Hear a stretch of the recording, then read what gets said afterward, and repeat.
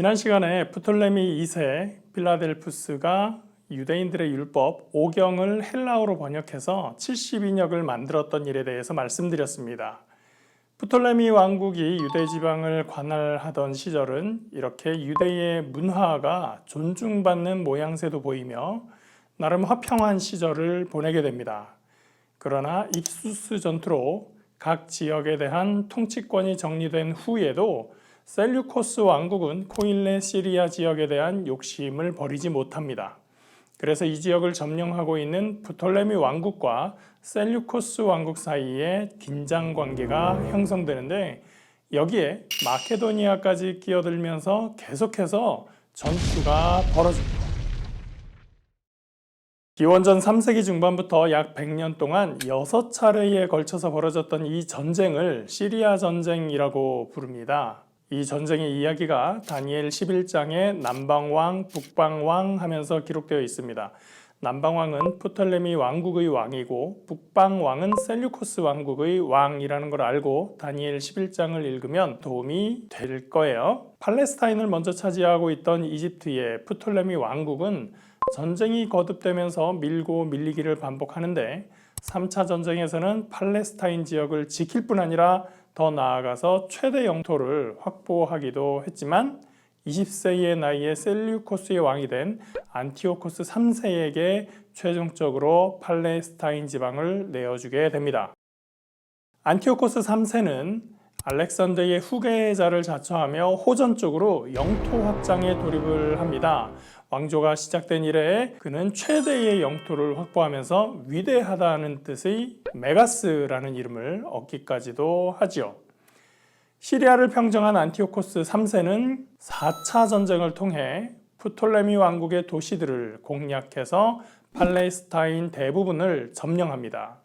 그러나 프톨레미 4세 필로파토르는 가사 지구를 기반으로 2년 동안 강력하게 저항하여 빼앗겼던 팔레스타인 점령지를 기어이 회복하고 맙니다.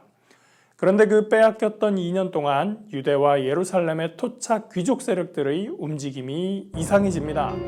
경제적 이권을 따라서 셀류코스를 지지하는 정치적 전향을 보였던 것이죠. 프톨레미 4세가 기원전 205년에 사망하자 5살 난 프톨레미 5세가 왕이 됩니다. 무능한 후견인과 통치체제의 부패로 국력이 급격하게 쇠락하였습니다. 안티오코스 3세는 이 틈을 놓치지 않고 5차 전쟁에 돌입해서 가사 지역을 제외한 지역을 쉽사리 손에 넣었습니다. 그러자 예루살렘에는 본격적으로 친셀류코스파가 형성이 되죠. 이 과정에서 유대의 귀족 정치에 충돌이 발생을 합니다. 이 지역에 금융재벌이 있었죠. 도비아 가문의 요셉입니다. 요셉은 이 지역 전체의 징세 책임자로서 백성의 수장이요 보호자라는 뜻의 프로스타시아라는 이름을 갖고 예루살렘의 권력을 장악하고 있었습니다. 이 권력은 프톨레미 왕국에서 부여받았고 따라서 도비아 가문은 전통적으로 친프톨레미파였습니다. 그런데 아들 때에 가면서 이 전통이 무너지게 되는 거예요. 막내 아들 휘르카누스가 아버지를 따라 친프톨레미파를 고수하는데 형들이 셀류코스파와 밀접하게 교류하기 시작하면서 형제간에 내분이 발생하게 된 겁니다.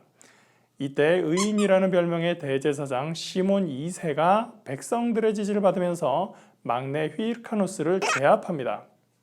셀류코스를 지지하던 형제들은 이런 시몬 2세를 동료나 다름없이 여겼고 결국 도비아 가문은 친셀류코스파로 완전히 전환되었던 겁니다. 유대의 권력이 이렇게 친셀류코스로 바뀐 분위기에서 셀류코스의 안티오코스 3세는 프톨레미 군대와 전투하면서도 유대의 원주민들을 세심하게 배려하면서 많은 유대인들이 안티오코스 군대에 식량을 공급하고 프톨레미 군대를 완전히 몰아내게 됩니다. 안티오코스 3세는 자신의 군대를 도와준 유대에 감동했습니다. 그는 사면령을 내려서 유대에 3년 동안 세금을 면제하고 유대인 포로를 석방하고 도시와 성전 재건 사업을 지원하기로 합니다. 또 그들의 신앙과 율법을 공식적으로 인정하면서 유대 공동체 내부에 자치를 허락해 줍니다. 유대인들은 셀류코스 왕국으로 갈아탄 덕을 톡톡히 보았던 것이죠. 팔레스타인을 두고 셀류코스와 프톨레미가 서로 전쟁을 치르는 동안 다른 쪽에서 급성장하는 세력이 있었습니다. 바로 로마였습니다. 로마는 이때 이탈리아 반도를 정복하면서 지중해를 장악하고 있던 카르타고와 120년간 벌어졌던 세 번의 전쟁을 모두 승리하며 대제국으로 확장하는 발판을 마련하게 됩니다. 이 전쟁을 포에니 전쟁이라고 합니다. 제1차 포에니 전쟁의 결과로 로마는 카르타고를 상대로 3,200달란트의 전쟁 배상금과 시칠리아 등의 섬들에 대한 지배권을 확보합니다. 이제 제 겁니다. 2차 포에니 전쟁은 그 유명한 카르타고 전쟁 영웅 한니발과 대치했던 전쟁입니다. 로마는 한니발에게 오랫동안 고전하다가 스키피오 장군이 최종 승리를 거두면서 조약을 맺고 카르타고의 전쟁 배상금으로 향후 50년간 은 200달란트 총 1만 달란트를 요구하고 군대 조직을 엄청나게 제약하며 거의 로마의 속국으로 만들어버립니다. 전쟁이 끝난 후 한니발은 자국의 귀족들에게 밀려 다른 나라의 왕에게 망명을 가게 되는데 그 왕이 바로 셀류코스의 안티오코스 3세였습니다. 두 번의 포에니 전쟁에서 승리한 로마는 동쪽으로 세력을 확장하고 이런 로마와 충돌할 수밖에 없었던 안티오코스 3세는 두 번의 전투를 치루어 모두 패배하고 맙니다. 안티오코스 3세는 아파메아에서 굴욕적인 조약을 체결하게 됩니다. 이 조약으로 셀류코스는 로마에 많은 땅을 빼앗기고 군대를 축소하게 되었고 배상금으로 은 3,000달란트와 함께 향후 12년간 1,000달란트까지 총 15,000달란트를 지불해야 했습니다. 15,000달란트는 약 450톤에 해당하는 무게이기 때문에 엄청난 배상 금액이었습니다. 그전까지 페르시아를 본따서 각 지방의 자치와 종교를 허락했던 안티오코스 3세는 배상금을 갚기 위해서 나라 안의 모든 신전의 재산을 압류하고 옛 바벨론의 수도 중 하나였던 수사의 신전을 약탈하다가 암살을 당하고 맙니다. 셀류코스 왕국의 확장과 번영을 추구하며 한때 최대 영토로 확보했던 안티오코스 3세는 결국 꿈을 이루지 못하고 후대에 큰 부담을 남기면서 세상을 떠나버렸습니다. 안티오코스 3세의 사망 후 두 아들이 연달아 왕위에 오릅니다. 큰아들은 셀류코스 4세가 되었고 둘째는 안티오코스 4세가 되었는데 이때까지도 계속해서 그 배당금을 책임져야 했었던 것이죠. 이런 상황이었기 때문에 예루살렘 성전도 약탈을 피할 수 없었습니다. 왕이 된 안티오코스 4세는 스스로 자기 이름을 에피파네스라고 불렀습니다.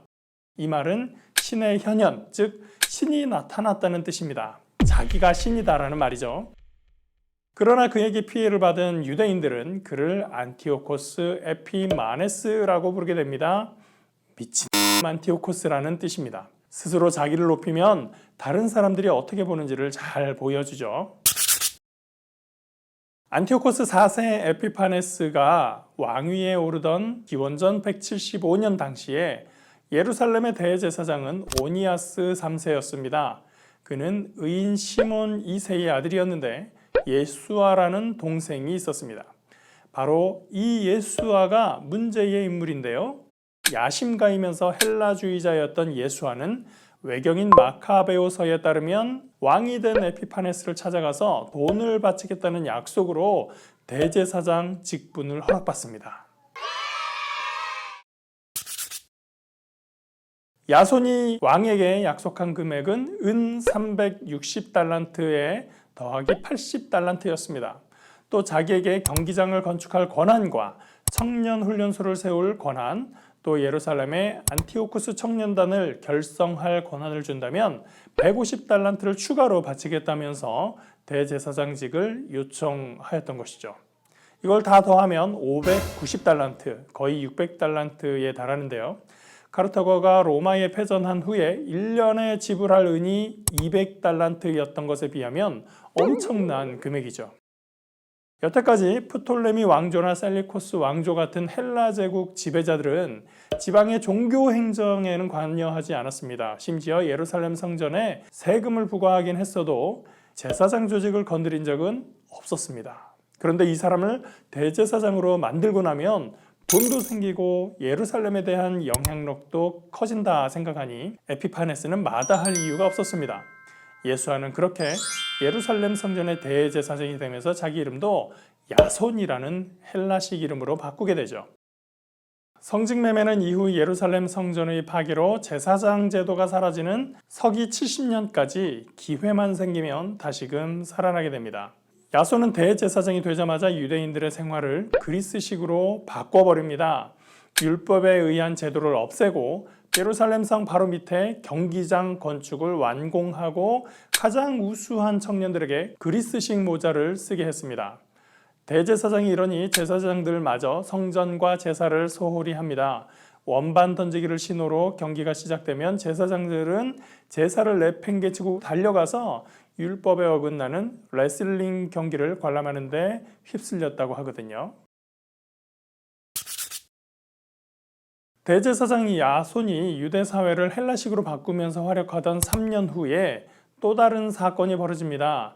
그가 안티오코스 4세에게 돈을 보내고 몇 가지 일을 승인받기 위해서 사람을 보냈는데요. 이때 사신으로 지명한 메넬라우스가 이 사건의 주인공입니다. 마카베오서에 따르면 이 사람은 빌가 가문으로 성전 재정관 시몬의 동생입니다. 형 시몬은 전임 대제사장 오니아스 3세와 갈등 관계에 있었습니다. 시몬은 예루살렘 시장에 대한 관리권을 가지고 충돌했다가 대제사장을 이기기가 힘드니까 성전 금고에 돈이 많으니 빼앗아가라고 밀고 하고 가진 모략을 펼치면서 지속적으로 갈등을 빚었던 것이죠. 갈등의 두 주인공이었던 오니아스 3세와 시몬, 각각의 동생인 야손과 메넬라우스가 같은 편이 되어 있는 것이 참 아이러니해 보이죠.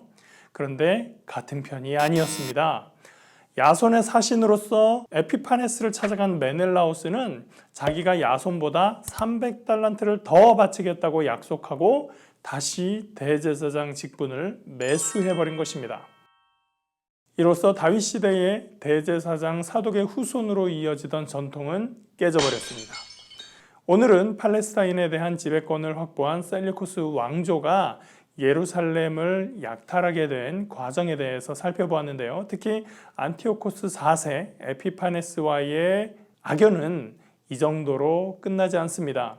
그 다음에 상황이 훨씬 더 심각해졌고 결국 역사적인 변혁을 초래한 민중 봉기를 불러왔습니다. 과연 무슨 일이 있었을까요? 다음 시간에 알아볼게요.